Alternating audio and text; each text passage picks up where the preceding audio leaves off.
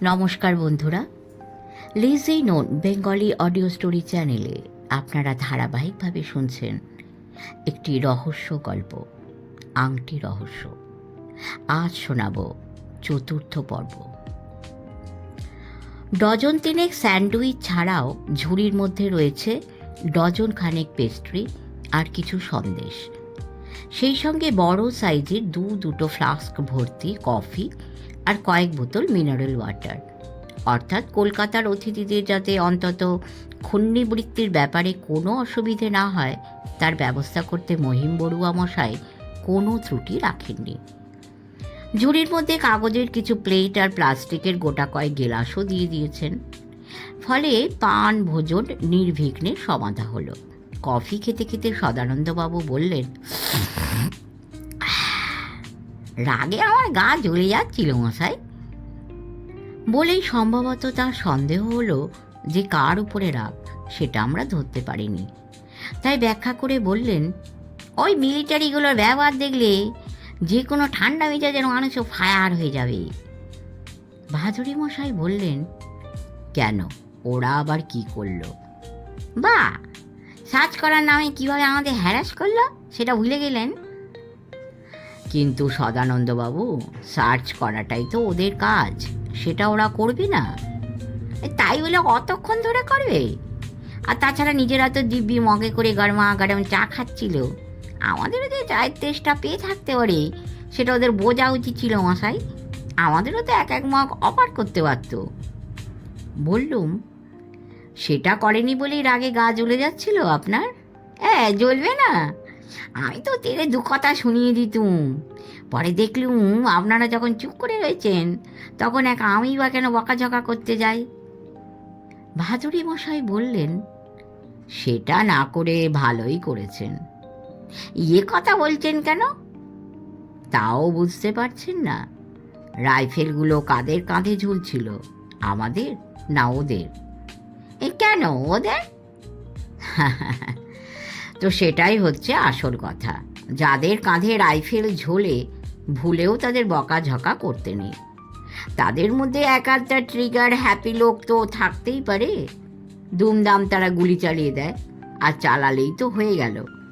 যে কাজটা আমরা করতে এসেছি সেটায় হাত দেবার আগেই তখন এই রাস্তার উপরে চিৎপটাং হয়ে পড়ে থাকতে হবে। ওরে বাবা, ঠিক ঠিক, একেবারে লাখ কথার এক কথা কইছেন। বাবরে, কি ভুলি না করতে যাচ্ছিলুম, একেবারে বেঘুরে মারা পড়তে হতো।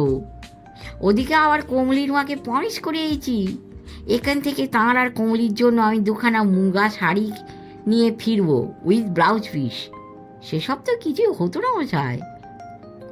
পরেশ গিয়ে বনেটের ডালা নামিয়ে বলল, গাড়ির রেস্ট হয়ে গেছে, এবারে আপনারা উঠে পড়ুন। ভাদুরী মশাই বললেন, আপনারা উঠে পড়ুন। কাগজের এই এঁটো প্লেট আর প্লাস্টিকের গেলাসগুলো এখানে রাস্তার ওপরে ছড়িয়ে রেখে যাওয়া ঠিক হবে না। আমি এগুলোকে একটা কাগজে মুড়ে ডিকিতে তুলে দিচ্ছি। এরপরেই তো বরপেটা শহর আসবে, সেখানে একটা ভ্যাটের মধ্যে ফেলে দেব। বরপেটা জেলায় তো এরই মধ্যে ঢুকে পড়েছি, তবে শহরে পৌঁছতে আরও বেশ কিছুটা সময় লেগে গেল। ঘিঞ্জি শহর, রাস্তা জুড়ে ট্রাকের ভিড়, প্রচুর দোকানপাট। প্রতিটি দোকানে ট্রানজিস্টারে আর টেপ রেকর্ডারে তারস্বরে হিন্দি ফিল্মের গান বাজছে। গোটা কয় প্রাইভেট গাড়ি পার্কিং করার জায়গা খুঁজছে। 3-4টে যাত্রীবাহী বাস কানে তালা ধরিয়ে দিয়ে মুহুর্মুহু হর্ন বাজাচ্ছে, এয়ার হর্ন। বড় বড় গোটা 2-3 রেস্তোরাঁ কাম হোটেলও আমাদের চোখে পড়ল। পরেশ বলল, এই যে ট্রাকগুলো দেখছেন, এদের ড্রাইভার, কুলি আর ক্লিনাররাই এই হোটেলগুলোকে বাঁচিয়ে রেখেছে। একে তো আমরা কফিতে অভ্যস্ত নই, তার উপরে যে রাজ্যে এসেছি সেটা চায়েরই রাজ্য। কিন্তু সেখানে এসেও চায়ের বদলে কফি গিলতে হলো। ফলে যেমন আমাদের তেমন সদানন্দবাবুরও যে মন একটু খুঁতখুঁত করছিল সেটা তার প্রশ্ন শুনেই বুঝতে পারল। ওই হে ভাই, পরে সেখানে চা পাওয়া যায় না? একটা জ্যামের জালে আমাদের গাড়িটা আটকে গিয়েছিল। খুব সন্তর্পণে জাল কেটে বেরুতে বেরুতে পরেশ বলল, যায়, কিন্তু কোথায় বসে খাবেন? কেন? হোটেলের সঙ্গে রেস্টুরেন্টও তো রয়েছে দেখছি, ওখানে বসে খাওয়া। পারবেন না স্যার। সামনের দিকে চোখ রেখে এক অ্যাক্সিলেটারে পায়ের চাপ সামান্য বাড়িয়ে পরেশ বলল, বড্ড নোংরা, বাইরে থেকে দেখে বুঝতে পারছেন না, কিন্তু ভিতরে ঢুকলে দেখবেন টেবিলের ওপরে মাছি ঠিক ঠিক করছে। ট্রাকের লোকেরা ওসব নিয়ে মাথা ঘামায় না, তারা পারে। আস্তে আস্তে ভিড় ভাট্টা কমে এলো, গাড়ির স্পিডও বাড়িয়ে দিল পরেশ। তারপরে শহরের চৌহদ্দি ছাড়িয়ে ফাঁকা রাস্তায় পরে বলল, মাইল 10 পরে একটা ধাবা আছে আমার চেনা, সেখানেও অবশ্য বেশিরভাগ খদ্দের এইসব ট্রাকেরই লোক। এদের ছাড়া তো আর ধাবা চালানো যায় না। তবে কিনা জায়গাটা এখানকার চেয়ে অনেক পরিষ্কার পরিচ্ছন্ন। বললে পরে ভালো করে ধুয়ে মেজে স্টিলের গেলাসে ঘন দুধে এলাচ দারুচিনি দিয়ে ফুটিয়ে চা করে দেবে। চা খেতে হলে সেখানে খাবেন। পাশে একটা পেট্রোল পাম্প আছে। আমার অবশ্য তেল নেবার দরকার নেই, গুয়াহাটি থেকেই কাল রাত্রিরে আমার ট্যাঙ্ক ভর্তি করে নিয়েছি। তবে আপনারা চা খাবেন তো, সেই ফাঁকে আমি টায়ারের হাওয়াটা একবার চেক করিয়ে নেব। ভাদুরী মশাই বললেন, কি সদানন্দবাবু, এলাচ দারচিনির চা চলবে নাকি? এই যদি বলি যে এলাচ দারচিনি বাদ দিয়ে চা করে দাও, তাহলে কি ওরা খুব রেগে যাবে? সদানন্দবাবু ঢোক গিলে বললেন, এ অনেক চায়ের নয়, এই গরম শরবত খেতে হবে কেন? এমনি চাই তো ভালো, সেটা পাওয়া যাবে না? পাওয়া যাবে, তবে খাওয়া যাবে কিনা তাতে সন্দেহ আছে। তার চেয়ে বরং এই মশলাদার চাই একদিন খেয়ে দেখুন, খারাপ লাগবে না। তাই হলো। পরেশ যে ধাবার কথা বলেছিল সেখানে পৌঁছে দড়ির খাটিয়ায় বসে চা খেলুম আমরা।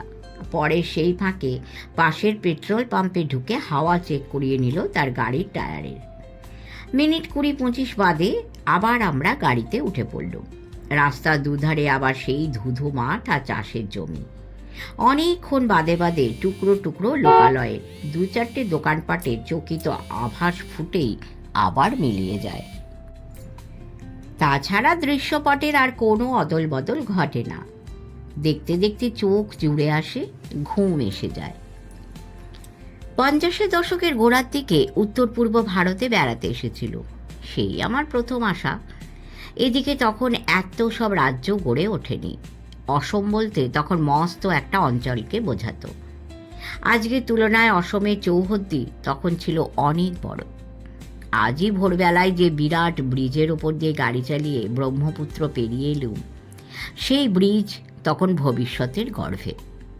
সন্ধেবেলায় রেলগাড়ি থেকে নেমে কুলির মাথায় সুটকেস আর হোলডল চাপিয়ে ফেরিঘাটে পৌঁছে আজকাল যাকে ভটভটি বলে সেই মোটর লাগানো নৌকোয় উঠে সেবারে নদী পেরিয়ে গুয়াহাটিতে পৌঁছতে হয়েছিল।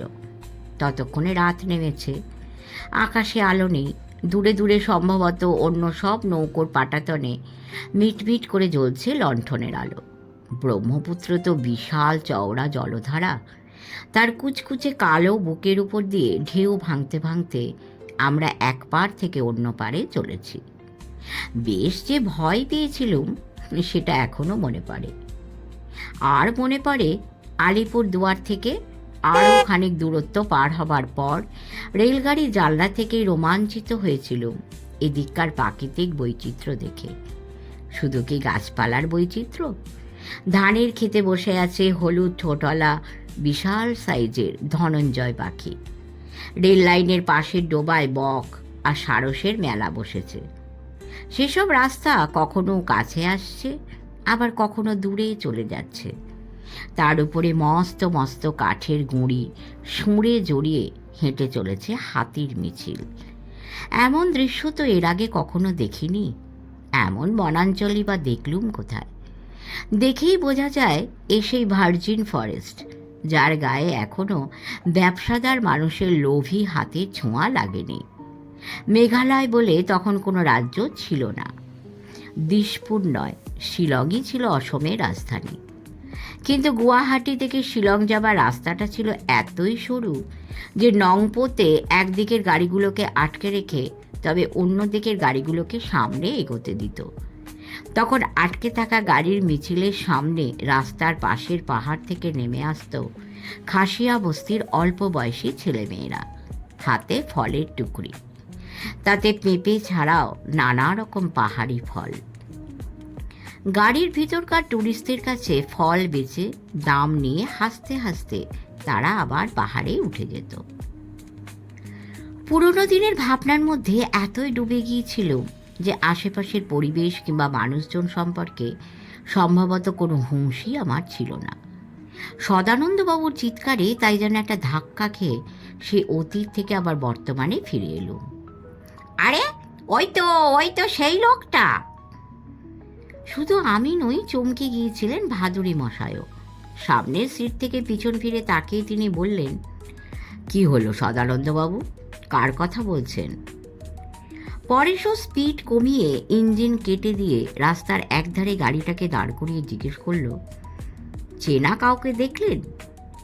তা তো দেখলুমই, ওই বাসটার পিছনে সিটে বসেছিল, আমার সঙ্গে চোকাচোকি হতে হাসলো একবার, কিন্তু বাসটা তো ডান দিকে রাস্তা ধরে চলে গেল মশাই। পরেশ বলল, ওটা বঙ্গাইগাঁও স্টেশনে যাবার রাস্তা। আমি বললুম, তার মানে আমরা বরপেটা জেলা ছাড়িয়ে বঙ্গাইগাঁওয়ে ঢুকেছি?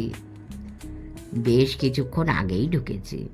আপনি বোধহয় একটু অন্যমনস্ক ছিলেন, তাই রাস্তার ধারে বসানো রুট ইন্ডিকেটরটা খেয়াল করেননি।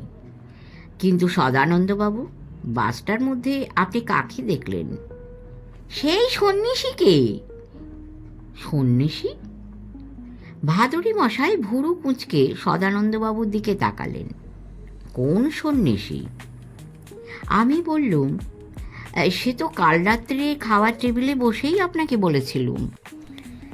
ভাদুরী মশাই এবারে আমার দিকে চোখ ফেরালেন। তার ভুরু তখনও স্বাভাবিক অবস্থা ফিরে যায়নি, কুঁচকেই আছে। বললেন, কই, আমার মনে পড়ছে না তো।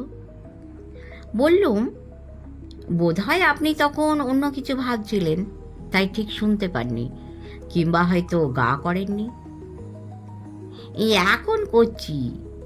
সন্ন্যাসীটি কে? সদানন্দবাবু কি তাকে আগে থেকে চিনতেন, নাকি এখানে এসে চেনা পরিচয় হয়েছে? এখানে মানে কামাক্ষী পাহাড়ে। সন্ন্যাসীটি কে বলুন তো, আমি কিছু বুঝতে পারছি না। মায়ের মন্দিরের সামনে চত্বরে একটা গোদা বাঁদর আমার পকেট থেকে মানি ব্যাগটা তুলে নিয়ে পালিয়ে যায়। সেই সন্ন্যাসীর সঙ্গে ছিল একটা ফেরোসাস কুকুর। সন্ন্যাসী ঠাকুর কুকুরটাকে বাঁদরের পেছনে লেলিয়ে দেন, কিন্তু কুকুর তো আর গাছে চড়তে পারে না। এদিকে বাঁদরটা আমার পকেট মেরেই তত্তর করে একটা গাছের মগ ডালে উঠে গিয়েছিল। সেখান থেকে সে ভ্যানিশ হয়ে যায়, তাই কুকুরটা তাকে ধরতে পারিনি। তা নাই পারুক, সন্ন্যাসী ঠাকুর যে খুবই হেল্পফুল অ্যান্ড কাইন্ড হার্টেড সেটা তো মানবেন। তাই ভাবছিলুম যে। কি ভাবছিলেন? না মানে ভাবছিলুম যে দেখাটা হয়ে গেল, উনিও হাসলেন, অথচ কথাবার্তা হলো না। সেটা হলে অন্তত আরেকবার আমাকে থ্যাংক ইউটা বলতে পারতুম। পরেশ বলল, চান তো জোরে গাড়ি চালিয়ে বাসটাকে এখনও ওভারটেক করতে পারি, মানে খুব বেশি দূরে তো যাইনি। কি স্যার, ওভারটেক করব? না, ওভারটেক করতে হবে না। ধুবুরিতে পৌঁছতে তাহলে আরও দেরি হয়ে যাবে। এখনও তো অনেকটা পথ বাকি। পথটা বিশেষ ভালোও নয়, দেরি হলে কেদারেশ্বরের দুর্ভাবনা আরও বাড়বে। আমি বললুম, সেই ভালো, সিধে এখন ধুবুরিতেই যাওয়া যাক। আর তাছাড়া একটা ব্যাপারে আমার একটু খটকা লাগছে। সন্ন্যাসী ঠাকুর এত তাড়াতাড়ি এখানে এসে পৌঁছলেন কি করে? গাড়ি আবার ইতিমধ্যে চলতে শুরু করেছিল। বললুম, কাল বিকেলেও তো ইনি কামাখ্যা পাহাড়ে ছিলেন। তাছাড়া যাচ্ছেন দেখলুম প্যাসেঞ্জার বাসে, যা কিনা নন স্টপ চলে না। প্যাসেঞ্জার নামাতে নামাতে আর ওঠাতে ওঠাতে চলে। বাসটা তাহলে এতটা পথ পাড়ি দিয়ে আমাদেরই সঙ্গে একেবারে একই সময়ে এখানে এলো কি করে? How does one explain it? Bhaduri মশাই বললেন, এটা আপনি ধরে নিচ্ছেন কেন যে উনিও আমাদেরই মতো আজই সকালে গৌহাটি থেকে রওনা হয়েছেন? হয়তো উনি কাল বিকেলেই গৌহাটি থেকে বাস ধরে খানিকটা পথ, এই ধরুন নলবাড়ি কি বরপেটা পর্যন্ত চলে এসেছিলেন। তারপর রাত্রিটা সেখানে কাটিয়ে আবার সকালবেলার বাসে উঠে বঙ্গাইগাঁওয়ে এসে পৌঁছেছেন। কি সেটা কি সম্ভব নয়? বললুম, হ্যাঁ তাও সম্ভব। ব্যাপারটা সেক্ষেত্রে একটা সহজ ব্যাখ্যা পাওয়া যায় আর আপনারও কোনো খটকা থাকে না। সদানন্দবাবু বললেন, এই কিরণবাবুকে নিয়ে এই হচ্ছে সমস্যে, সব ব্যাপারেই ওর খটকা, সব কিছুতেই সন্দেহ। কাক ডাকলেও ওর সন্দেহ যে কেন ডাকলো, আবার না ডাকলেও সন্দেহ ডাকলো না কেন। এই বাতিগ্রস্ত লোক হলে যা হয় আর কি। আমার পিছনে লাগাটা দেখছি সদানন্দবাবু স্বভাবে দাঁড়িয়ে গিয়েছে। তবে তার জন্য ওকে দোষ দেব না, কেননা সুযোগ পেয়ে গেলে আমিও এই একই কাজ করে থাকি। ফলে কথাটা বিনা প্রতিবাদে হজম করে নিয়ে আমি বাইরের দিকে তাকিয়ে রইলুম। ভূপ্রকৃতির কিছু কিছু পরিবর্তন ইতিমধ্যে স্পষ্ট হয়ে উঠেছে। রাস্তার দুদিকে অবশ্য এখনও সেই চষা মাঠের একঘেয়ে দৃশ্য, যা দেখতে দেখতে ক্লান্ত লাগে, ঘুম এসে যায়। হয়তো দু চোখ ইতিমধ্যে বুঝেও আসত, কিন্তু সেটা এই জন্য হলো না যে দূর দিগন্তে ইতিমধ্যেই দেখা দিয়েছে পাহাড়ের সারি। ন্যাড়া পাহাড় যে নয় তাও বোঝা যাচ্ছে। সাদা সাপটাভাবে যাকে ভুটানের পাহাড় বলা হয়, ওগুলো তারই নিচের দিকের অংশ। ভুটানের সীমানা ছাড়িয়ে দক্ষিণে অসম রাজ্যের মধ্যে এসে নেমেছে। এই যে রাস্তা দিয়ে চলেছি এ হলো 31 নম্বর ন্যাশনাল হাইওয়ে। আগেও এই রাস্তা দিয়ে গিয়েছি বলে জানি যে পাহাড় যখন দেখা গিয়েছে বঙ্গাইগাঁও জেলার সীমানাও তখন প্রায় শেষ হয়ে এলো। একটু বাদেই আমরা কোকরাঝাড় জেলায় ঢুকে পড়ব।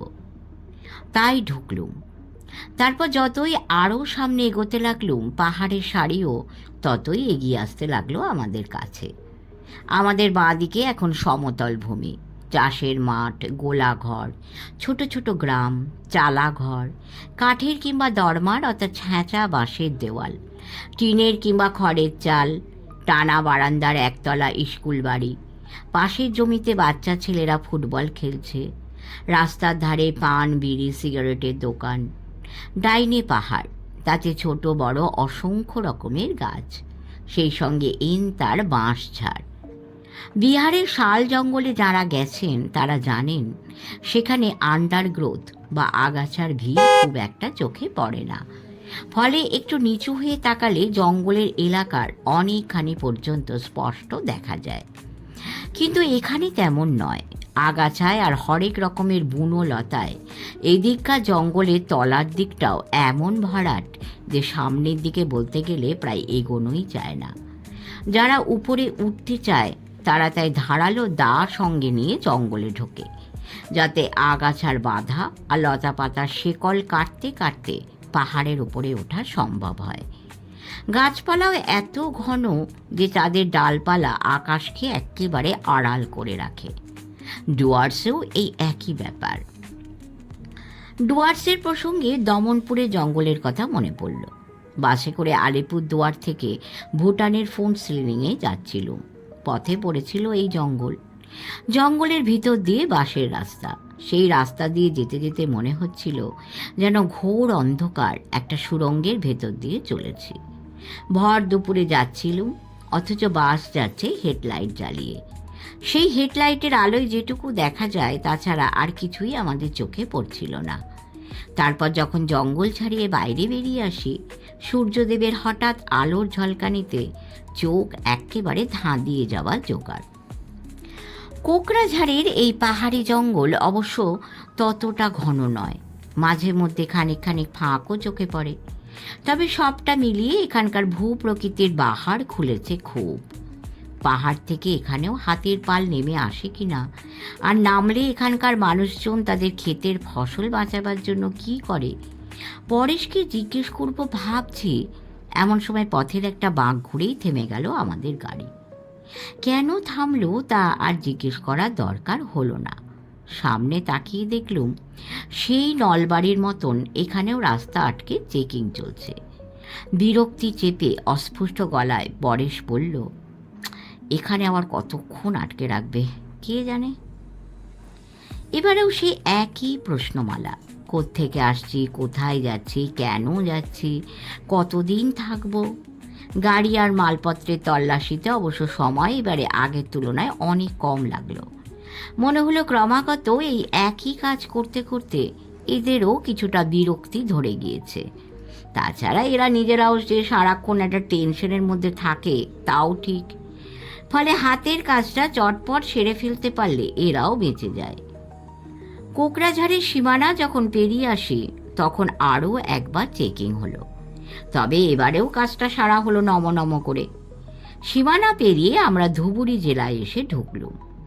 খানিক আগে যখন কোকড়াঝাড়ের পাহাড়ি এলাকা দিয়ে গাড়ি চলছিল তখন পাহাড়ের শোভা দেখতে দেখতে আমি যে একটু অন্যমনস্ক হয়ে পড়েছিলুম, ভাদুরী মশাই সেটা নজর এড়ায়নি। বললেন, কি অত ভাবছিলেন তখন? সদানন্দবাবু টিপ্পনি কেটে বললেন, হ্যাঁ, উনি হচ্ছেন কবি মানুষ। পাহাড় থেকে তাই বোধহয় মাথার মধ্যে কোনো একটা কাব্যভাবের উদয় হয়েছিল। ধুবুরিতে পৌঁছে হয়তো খাতা পেন্সিল নিয়ে একটা পদ্য লিখতে বসে যাবেন। এই হচ্ছেন সদানন্দবাবু। যেহেতু আমি খবরের কাগজে কাজ করি আর তার বাইরেও কিছু না কিছু লেখালেখির কাজও যেহেতু আমাকে উনি করতে দেখেছেন, আর সেই সব লেখা নিয়ে মাঝে মধ্যে যেহেতু এক একটা বইও আমার ছেপে বার হয়, তাই উনি ধরেই নিয়েছেন যে নির্ঘাত আমি একজন কবি এবং পাহাড় কিংবা নদী কিংবা জঙ্গল একবার দেখলেই হলো, অমনি আমার মাথার মধ্যে পদ্মের পোকা কিলবিল করে ওঠে। মশাই বললেন, আহা, সেটা কোনো কথা নয়। পাহাড় দেখে আমারই মাথায় ভাবের উদয় হচ্ছে, আর ওর তা হলে না হবেই বা কেন? কিন্তু সে কথা হচ্ছে না। আমি বলছি অন্য কোনো কথা উনি ভাবছিলেন কি না। বললুম, কি আবার ভাববো? বুড়ুলি বলে কোনো কথা কখনো শুনেছেন? সদানন্দবাবু বললেন, এই সেটাও আর কি, খায় না গায়ে মাকে। কথাটার দুটো অর্থ হয়। আস্তে আস্তে তো বিস্তর খোড়ো চালের বাড়ি দেখলেন তো, যা দিয়ে চাল ছাওয়া হয় সেই খড় বস্তুটাকে অসমে বলে বুড়ুলি। ভাদুরী মশাই বললেন, আর দ্বিতীয় অর্থটা? হেসে বললুম, দ্বিতীয় অর্থে ওটা খাবার জিনিসই বটে।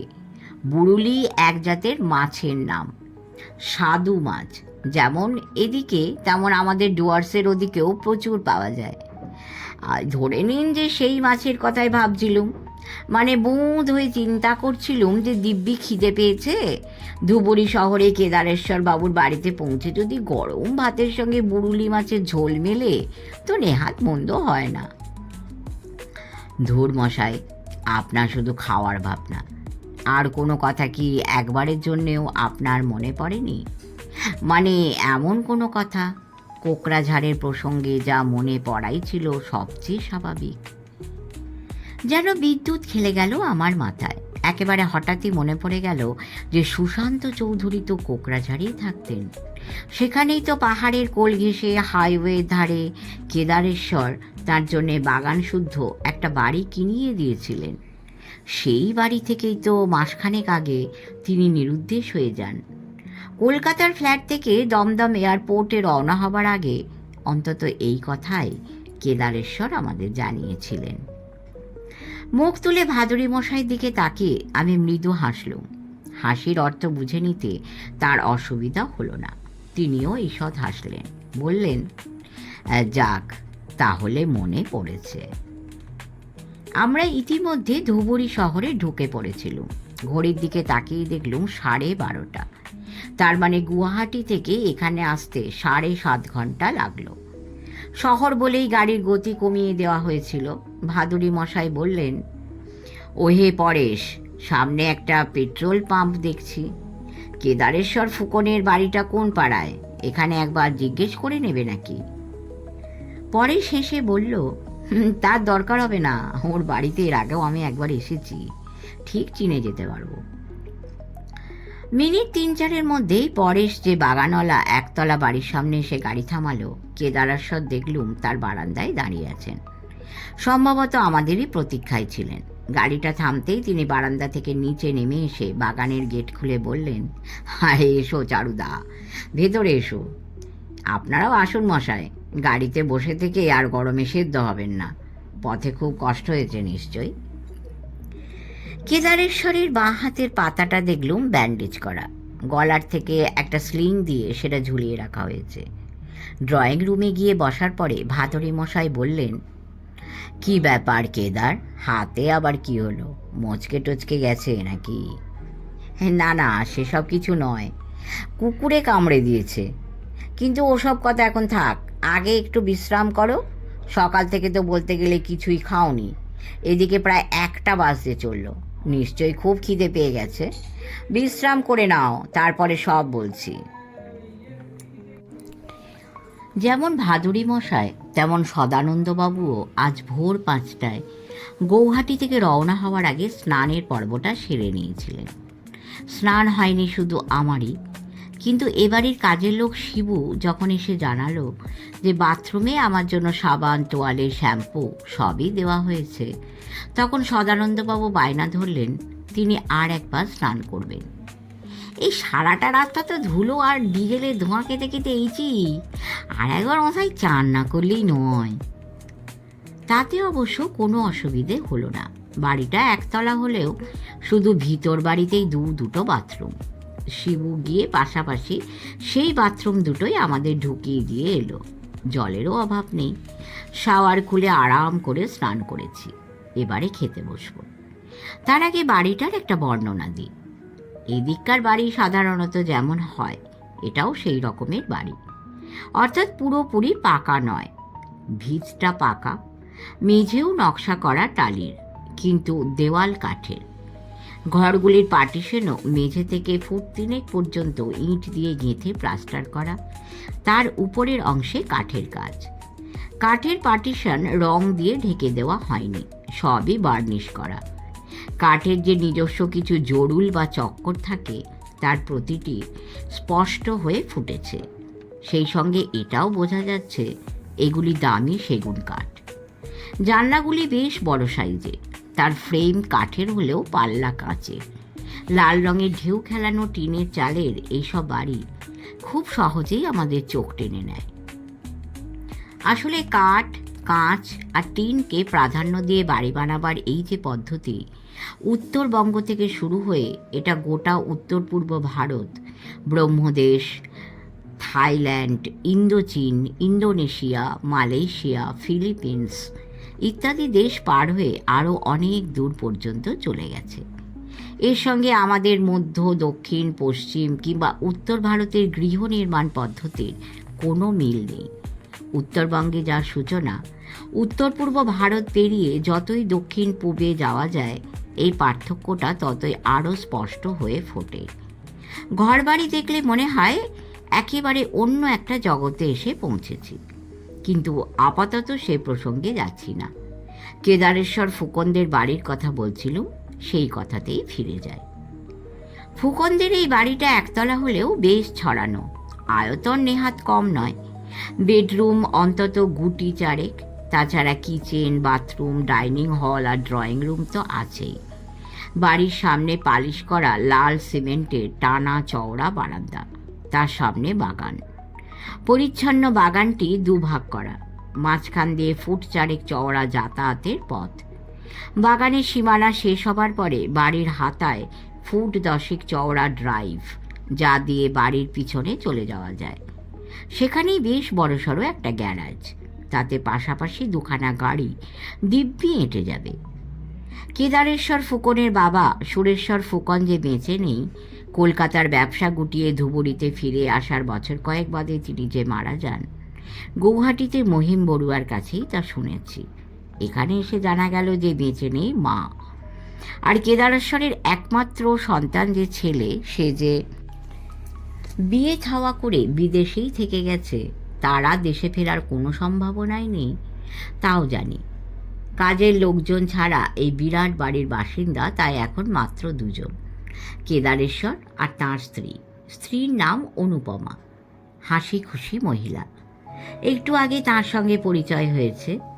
অনুপমা দেবী অবশ্য আমাদের সঙ্গে খেতে বসলেন না, বললেন, কাজের লোকেরাও না খেয়ে আছে, তাদের খেতে না দিয়ে আমি খাই কি করে? আপনারা খেয়ে নিন, তারপর ওদের দিয়ে আমি খেতে বসবো। খাওয়ার টেবিলে গোড়ার দিকে একবার সুশান্ত চৌধুরীর কথা উঠেছিল। কথাটা কেদারেশ্বরী তুলেছিলেন, কিন্তু ভাদুরী মশাই তাকে বাধা দিয়ে বললেন, ওসব কথা খাওয়ার পরে ধীরে সুস্থে শুনব। এখন তোমার হাতের কথাটা বলো তো, কি হলো? কাদের কুকুর? হঠাৎ তোমাকে কামড়াতেই বা গেল কেন? কুকুরের কামড় সম্পর্কে সদানন্দবাবুর অভিজ্ঞতা বিশেষ ভালো নয়। রাস্তার কুকুরের কামড় খেয়ে একবার তাকে গুচ্ছের ইঞ্জেকশন নিতে হয়েছিল। সেই কথাটা নিশ্চয়ই তার মনে পড়ে গিয়ে থাকবে। তাই কেদারেশ্বরের কিছু বলার আগেই তিনি প্রশ্ন করলেন, এই নেড়ি কুত্তা নয় তো? না না, নেড়ি কুত্তা নয়, পোষা কুকুর। তাছাড়া কুকুরটা আমার চেনা, আমাকে খুব পছন্দও করে। কতদিন ওর মাথায় হাত বুলিয়ে দিয়েছি, নিজের হাতে বিস্কুট খাইয়ে দিয়েছি। আমাকে একবার দেখলেই হলো, সঙ্গে সঙ্গে ছুটে এসে ল্যাজ নাড়তে থাকবে। তা নাড়ু, সেটা কোনো কথা নয়। আসল কথা হলো ন্যাসটা কী রকম, সেটাকে আপনি খেয়াল করে দেখেছেন? কেদারেশ্বর ডাল দিয়ে ভাত মেখে মুখে তুলতে যাচ্ছিলেন, কিন্তু সদানন্দবাবুর কথা শুনে হাতটা আর মুখ পর্যন্ত পৌঁছল না। ধাবা চাকা খেয়ে গিয়ে বললেন, তার মানে ল্যাজ আবার কীরকম হবে? কুকুরের ল্যাজ যেমন হয় সেই রকম। না না, তাই বলছি না। কুকুরের ন্যাজ যে টিয়া পাখির ন্যাজের মতো হবে না, সেটা আমরা সবাই জানি। আসলে আমি জানতে চাইছি যে ন্যাজটা কি একটা বীরের মতো পাকানো ছিল, নাকি ভার্টিক্যালি একটা স্ট্রেট লাইনের মতো মাটির দিকে ঝুলেছিল? কেদারেশ্বর আমতা আমতা করে বললেন, এই তা তো নজর করে দেখিনি, but does it make any difference? হ্যাঁ বা, ডিফারেন্স আছে, ওই কি হেভেন অ্যান্ড হেল ডিফারেন্স। সদানন্দবাবু কেদারেশ্বরকে এই জবাব দিয়ে বেশ বড় এক টুকরো মাছ মুখের মধ্যে চালান করে দিয়ে আমার দিকে তাকিয়ে বললেন, অতি উপাদেয় মাছ মশাই, এমন স্বাদের মাছের কথা তো কলকাতায় আমরা ভাবতেও পারি না। বললুম, কি করে পারবেন? কলকাতায় কি আমরা ধুবুরির ব্রহ্মপুত্রের এই টাটকা তাজা রুই মাছ পাই? সেখানে তো পায় অন্ধ্রের চালানি মাছ। ভাদুরী মশাই মৃদু মৃদু হাসছিলেন। হাসি থামিয়ে বললেন, মাছের প্রসঙ্গ আপাতত মুলতুবি থাক। কুকুরের ল্যাজের কথা হচ্ছিল, তা ডিফারেন্সটা কি তা তো বোঝা গেল না। সদানন্দবাবু বললেন, ওই যে বললুম, ডিফারেন্স একেবারে হেভেন অ্যান্ড হেলের, মানে লাইফ অ্যান্ড ডেথের। আরে মশাই, যে কুকুরের ন্যাজ পারপেন্ডিকুলারের মতো মাটির দিকে ঝুলে পড়েছে, সেটা তো ম্যাড গড, পাগলা কুকুর। আর কামড় খেলে আর রক্ষে নেই, ইঞ্জেকশন নাকি নিতেই হবে, না নিলেই জলাতঙ্ক। কি হে কেদার, কুকুরটা পাগল কিনা খোঁজ নিয়েছ? কেদারেশ্বরের মুখে একটু আগেই মেঘ জমে উঠেছিল, দেখলুম সেটা কেটে গেছে। বললেন, আরে না, ম্যাড ডগ নয়, সুস্থ স্বাভাবিক পোষা কুকুর। কলকাতা থেকে তো গত রোববার 12 তারিখে গুয়াহাটি চলে আসি। রাতটা গুয়াহাটিতে কাটিয়ে পরদিন সকালে, মানে পরশু 13 তারিখ সকালে ধুবুরি ফিরি। ফেরার পথেই কোকরাঝাড়ে সুশান্তর বাড়িতে খোঁজ করতে গিয়েছিল যে সে ফিরল কিনা। তো সেখানেই সুশান্তের পোষা কুকুরটা আমাকে কামড়ে দেয়। তবে ভয়ের কিছু নেই, আজ সকালেও ওখান থেকে ফোন পেয়েছি যে কুকুরটা ভালোই আছে। অন্তত এখনো পর্যন্ত তার মধ্যে পাগলামির কোনো লক্ষণ দেখা দেয়নি। সদানন্দবাবু বললেন, এই তাই বলে নিশ্চিন্তে বসে না থেকে আরও কয়েকটা দিন কুকুরটিকে একটু ওয়াচে রাখবেন। অনুপমা দেবী পরিবেশন করছিলেন। বললেন, আপনারা তো শুধু গল্পই করছেন, কিছুই তো খেলেন না। রান্না ভালো হয়নি বুঝি? সদানন্দবাবু একেবারে হা হা করে উঠলেন, ভালো হয়নি মানে? ডাল থেকে শুরু করে ওই যে টক, যে আপনারা কি বলেন যার চলে, কথাটা যে ভুলে গেলুম। অনুপমা দেবী হেসে বললেন, ট্যাঙা। ইয়েস, ট্যাঙা। ডাল থেকে ট্যাঙা পর্যন্ত প্রতিটি আইটেম তো দুবার করে চেয়ে খেলুম। রান্নার কথা বলছিলেন তো, অতি চমৎকার হয়েছে। ওটা কি পায়েস? হ্যাঁ, এ বাড়িতে দোকানের মিষ্টি চলে না। উনি বললেন, পায়েস করো, তাই করেছি। এখন খেয়ে দেখুন কেমন হয়েছে। কাঁচের বাটিতে পায়েস দেওয়া হয়েছে। বাটিটাকে পাতের ওপর তুলে নিলেন সদানন্দবাবু। তারপর চামচেতে করে খানিকটা পায়েস মুখে ফেলে চোখ বুজে বললেন, ওরে বাবা, এই তো দেখছি দেবভোগ্য জিনিস করেছেন, কিন্তু কিসের পায়েস তা তো বুঝতে পারলুম না। আলুর? না, লাউয়ের। সে কি, লাউয়েরও পায়েস হয়? হবে না কেন, তবে লাউটা একেবারে কচি হওয়া চাই। আজ রাত্রে তো আপনারা ও বাড়িতে খাচ্ছেন, সেখানে দেখবেন এই জিনিসই ও বাড়ির রাঁধুনি আরও ভালো করে করে দেবে। বাহাদুরি মশাই বললেন, ও বাড়ি মানে? আমার খুব শ্বশুরের বাড়ি। কেদারেশ্বরীর দিকে তাকে অনুপমা দেবী বললেন, তুমি ওদের বলনি? ওরা তো একটু আগেই এসে পৌঁছলেন, তাই এখনো বলা হয়নি।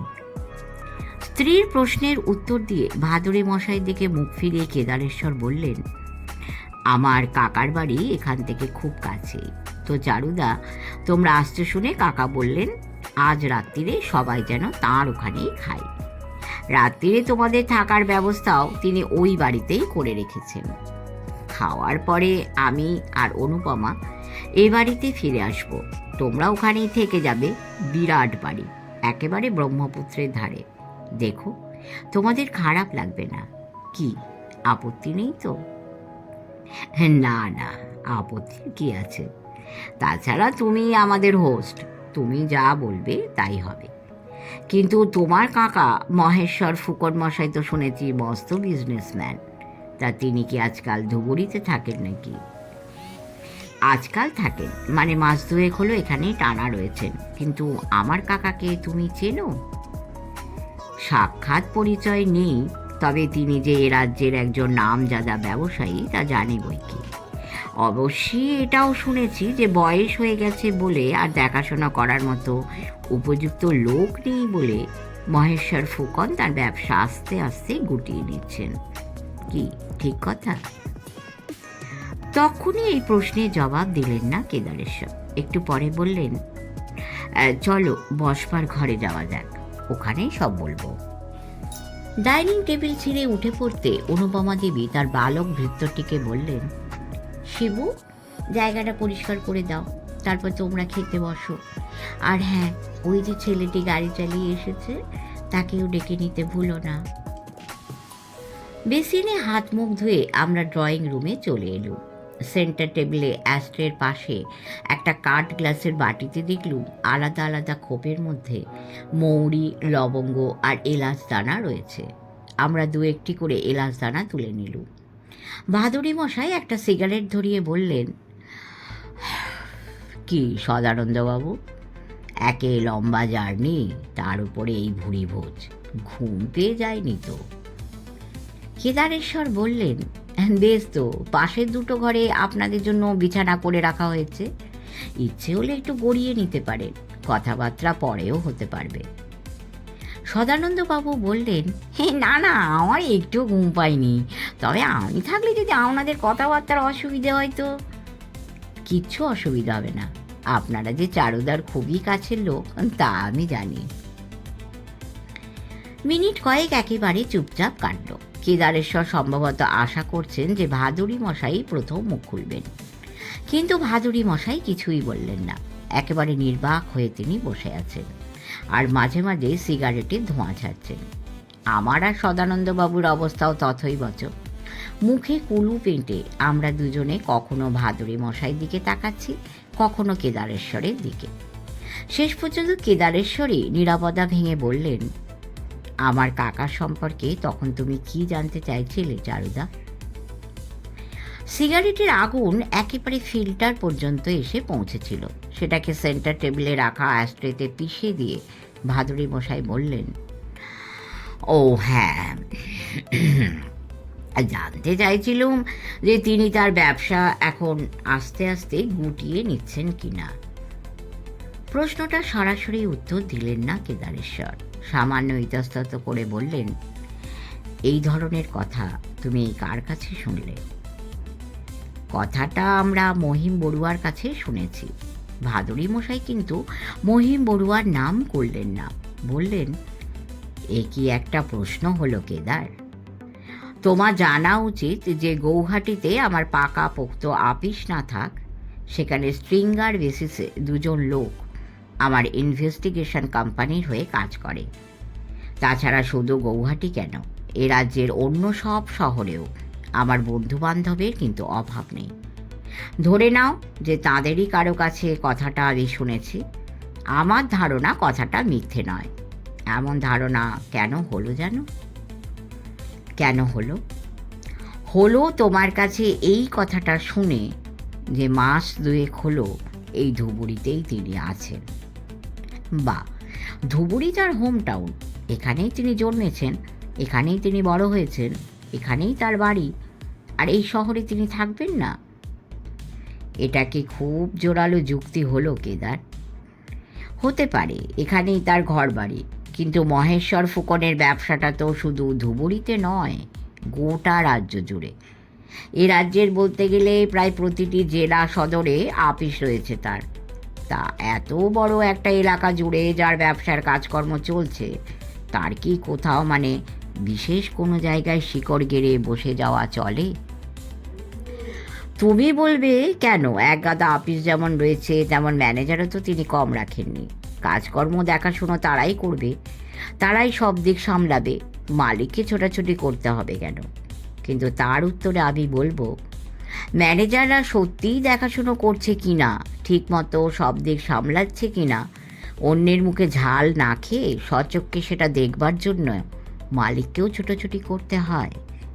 বিশেষ করে তেমন মালিককে যিনি বিশাল একটা ব্যবসা ফিঁদে বসে আছেন, অথচ যার উপর 16 আনা নির্ভর করা যায় এমন কাউকে, নিজের পরিবারের কাউকে সেই ব্যবসার মধ্যে টেনে আনতে পারেননি। আবার একটা সিগারেট ধরালেন ভাদুরী মশাই। জ্বলন্ত দেশলাই কাঠিটাকে বার দুয়েক বাতাসে নেড়ে নিভিয়ে অ্যাস্ট্রেতে নিক্ষেপ করলেন। তারপর এক মুখ ধোঁয়া ছেড়ে বললেন, আমার খবর তোমার কাকা সেটা পারেননি, কিংবা ইচ্ছে করেই টানেননি। ব্যবসা তাবৎ ঝক্কি তিনি একা সামলাচ্ছেন। তাহলে টানা 2 মাস তিনি ধুবুরিতে বসে আছেন কি করে? থাকা সম্ভব? Unless he has lost interest in his business and now wants to wind up the whole damned thing. বলো, সম্ভব? মুখশুদ্ধির কাচের বাটি থেকে 2-1টা এলাচ দানা খুঁটে তুলে মুখে ফেলে দিয়ে কেদারেশ্বর বললেন, তুমি ঠিকই ধরেছ জরুদা। তবে কাকা যে কাউকে তার ব্যবসায় টানবার চেষ্টা করেননি এটা ঠিক নয়। চেষ্টা তিনি খুবই করেছিলেন, কিন্তু শঙ্কর যদি জেদ ধরে বসে থাকে যে কিছুতেই সে দেশে ফিরবে না, তাহলে আর কি করা যাবে? শঙ্কর কে? কাকার একমাত্র ছেলে, খুবই গুণী ছেলে, কিন্তু বাপের সঙ্গে বনে না। সে কোথায় থাকে? আগে থাকতো নিউ জার্সিতে, চাকরি করত। বেল কোম্পানি চাকরিটা যে নেহাত খারাপ ছিল তাও নয়, কিন্তু কেন জানি না সেখানে তার মন বসেনি। চাকরি ছেড়ে দিয়ে স্টেটস থেকে সে ফ্রান্সে চলে যায়। তারপর বছরখানেক বাউন্ডেলের মতো ঘুরে বেরিয়ে ইংল্যান্ডে চলে আসে। খরচ চলতো কি করে? বেল কোম্পানি চাকরি করে হাতে কিছু জমেছিল, তার থেকে চলে যেত। তারপর তো ইংল্যান্ডে গিয়ে ফের একটা কাজ জুটিয়ে নিল। বিয়েও করেছে ইংল্যান্ডেই। বিয়ের বছর 2-1 বাদে ফের চাকরি ছেড়ে দেয়, কিন্তু তারপরে আর নতুন কোনো চাকরিতে না ঢুকে নিজেই আপিস খুলে বসে একটা সেলস প্রমোশনের ফার্ম। জনা 10-12 লোক সেখানে কাজ করে। লাভও নাকি কম হয় না। ইতিমধ্যে একটা ছেলেও হয়েছে।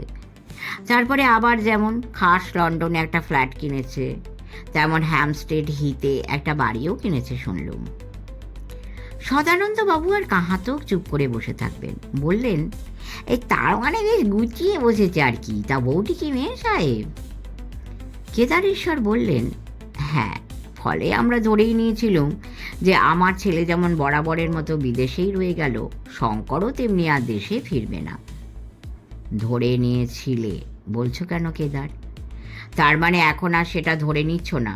অর্থাৎ এখন তোমরা ভাবছো সে ফিরতেও পারে? ফেরবার জন্য কাকা অন্তত এখনো সমানে চেষ্টা চালিয়েছেন ফেরাবার। তিনি এখনো হাল ছাড়েননি। আসল কথাটা কি জানো চারুদা? শঙ্কর যতই গোঁ ধরে থাক, ডোরা শঙ্করের বউটি কিন্তু কাকার পক্ষে। কাকার হয়ে সেই এখন তার স্বামীর সঙ্গে লড়াই চালাচ্ছে। The battle is not over, not yet. ডোরা যদি শঙ্করকে এখানে ফিরে আসতে আর ফিরে এসে কাকার ব্যবসার হাল ধরতে রাজি করাতে পারে, তাহলে কিন্তু ছবিটা পাল্টে যাবে। কাকা সেক্ষেত্রে তার ব্যবসাও নিশ্চয়ই গুটিয়ে ফেলবেন না, কিন্তু রাজি করাতে পারবে কি না সেটাই হচ্ছে কথা। শেষ করলাম এই পর্বটি। পরের পর্ব আবার পরের শুক্রবার। সবাই ভালো থাকবেন, লাইক করবেন, কমেন্ট করবেন, এবং যদি এখনও সাবস্ক্রাইব করে না থাকেন অবশ্যই সাবস্ক্রাইব করবেন। পরম করুণাময় আপনাদের সকলের মঙ্গল করুন। নমস্কার।